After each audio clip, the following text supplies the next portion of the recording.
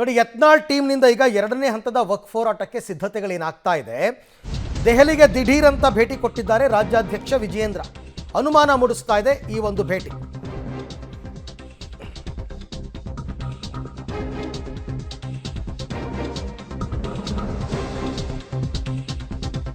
ದೆಹಲಿಗೆ ದಿಢೀರ್ ಅಂತ ಭೇಟಿ ಕೊಟ್ಟಿದ್ದಾರೆ ರಾಜ್ಯಾಧ್ಯಕ್ಷ ವಿಜಯೇಂದ್ರ. ಇವತ್ತು ಅಥವಾ ನಾಳೆ ಹೈಕಮಾಂಡ್ ನಾಯಕರನ್ನ ಭೇಟಿಯಾಗುವ ಸಾಧ್ಯತೆ ಇದೆ. ಪಕ್ಷದ ವಿದ್ಯಮಾನ ಮತ್ತು ವಿವಿಧ ಸಮಿತಿಗಳ ಚುನಾವಣೆ ಬಗ್ಗೆ ಚರ್ಚೆ ಮಾಡುವ ಸಾಧ್ಯತೆ, ಜೊತೆಗೆ ಯತ್ನಾಳ್ ತಂಡದ ಎರಡನೇ ಹಂತದ ವಕ್ಫ್ ಪ್ರವಾಸ, ದಾವಣಗೆರೆಯಲ್ಲಿ ಪ್ರತ್ಯೇಕ ಸಮಾವೇಶಗಳ ಬಗ್ಗೆ ವರಿಷ್ಠರ ಗಮನಕ್ಕೆ ತರತಕ್ಕಂಥ ಸಾಧ್ಯತೆ ಇದೆ. ರಾಜ್ಯಾಧ್ಯಕ್ಷರ ಬದಲಾವಣೆ ಆಗುತ್ತೆ ಅಂತಿರುವ ರೆಬಲ್ಸ್ ಹೇಳಿಕೆ ಬಗ್ಗೆ ದೂರು ನೀಡುವ ಸಾಧ್ಯತೆ ಇದೆ.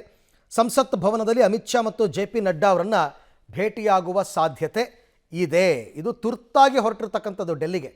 ಏನು ಹೈಕಮಾಂಡ್ ನಾಯಕರೇ ಇವರಿಗೆ ಬುಲಾವ್ ಕೊಟ್ಟರೋ, ಇವರೇ ವಾಲಂಟಿಯರ್ ಆಗಿ ಡೆಲ್ಲಿಗೆ ಹೋಗ್ತಾ ಇದ್ದಾರಾ?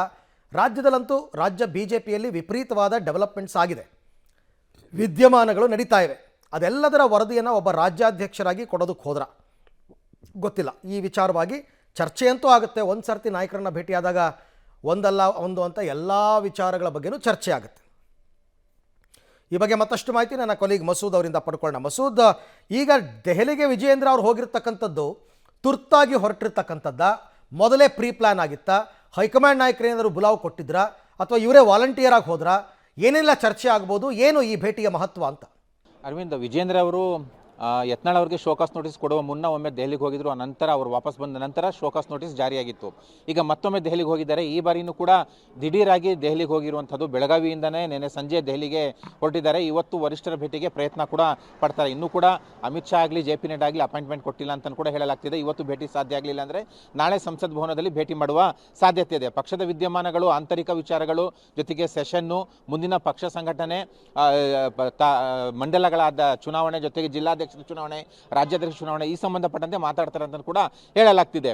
ಎಲ್ಲ ಒಂದು ಕಡೆ ಯತ್ನಾಳ್ ಮತ್ತೆ ವಿಜೇಂದ್ರ ನಡುವೆ ಪರಸ್ಪರ ಇಬ್ಬರು ಕೂಡ ಸಾಫ್ಟ್ ಧೋರಣೆ ಬೆಳೆಸ್ಕೊಂಡ್ರು ಅನ್ನುವಂಥ ಲಕ್ಷಣ ಕಾಣಿಸ್ತಿರುವಾಗಲೇ ಎರಡನೇ ಹಂತದ ವಕ್ಫ್ ಹೋರಾಟವನ್ನು ಯತ್ನಾಳ್ ತಂಡ ನಿನ್ನೆ ಪ್ರಕಟ ಮಾಡಿರುವಂಥದ್ದು. ಜನವರಿನಲ್ಲಿ ವಿಜಯಪುರದಿಂದ ಬಳ್ಳಾರಿವರೆಗೂ ಕೂಡ ವಕ್ಫ್ ಹೋರಾಟ ಮಾಡ್ತೇವೆ, ಮಾರ್ಚ್ನಲ್ಲಿ ದಾವಣಗೆರೆಯಲ್ಲಿ ಸಮಾವೇಶ ಮಾಡ್ತೇವೆ ಅನ್ನುವಂಥ ಏನು ಹೇಳಿಕೆ ಕೊಟ್ಟಿದ್ದಾರೆ. ಇದರಿಂದ ಎಲ್ಲ ಒಂದು ಕಡೆ ಮತ್ತೆ BJPಯಲ್ಲಿ ಎಲ್ಲವೂ ಕೂಡ ಸರಿ ಇಲ್ಲ ಅನ್ನುವಂಥದ್ದು ಗೊತ್ತಾಗಿದೆ.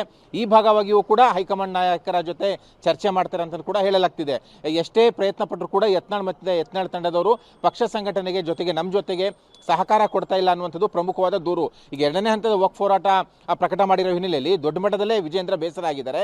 ಈ ಸಂಬಂಧಪಟ್ಟಂತೆ ಹೈಕಮಾಂಡ್ ನಾಯಕರ ಜೊತೆ ಚರ್ಚೆ ಮಾಡಿ ಶತಾಯಗತೆ ಏನಾದರೂ ಒಂದು ವಾರ್ನಿಂಗ್ ಅಥವಾ ಶಿಸ್ತು ಕ್ರಮ ಆಗಬೇಕು, ಅವರ ಬಂಡಾಯ ಚಟುವಟಿಕೆಗೆ ಫುಲ್ ಸ್ಟಾಪ್ ಹಾಕಬೇಕು ಅನ್ನುವಂಥ ಮನವರಿಕೆಯನ್ನು ಕೂಡ ಮಾಡಿಕೊಡುವ ಸಾಧ್ಯತೆ ಇದೆ. ಇದ್ರ ಜೊತೆಗೆ ಬಹಿರಂಗವಾಗಿಯೇ ಯತ್ನಾಳ್ ಅವರ ತಂಡ ವಿಜೇಂದ್ರ ಅವರು ಬದಲಾಗ್ತಾರೆ ಜನವರಿಗೆ ಅನ್ನುವಂಥ ಹೇಳಿಕೆಗಳನ್ನ ಕೊಡ್ತಾ ಇದ್ದಾರೆ.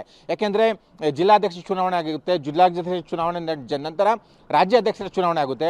ಈಗ ರಾಜ್ಯದಲ್ಲಿ ವಿಜೇಂದ್ರ ಅಧ್ಯಕ್ಷರಾಗಿದ್ದಾರೆ. ಹಾಗಾಗಿ ಇವರ ಚುನಾವಣೆ ಆದಾಗ ಎಲ್ಲ ಒಂದು ಕಡೆ ಬದಲಾವಣೆ ಆಗುತ್ತೆ ಅನ್ನುವಂಥ ಆತಂಕ ಎಲ್ಲ ಕಡೆಯಿಂದ ಕೂಡ ಇದೆ.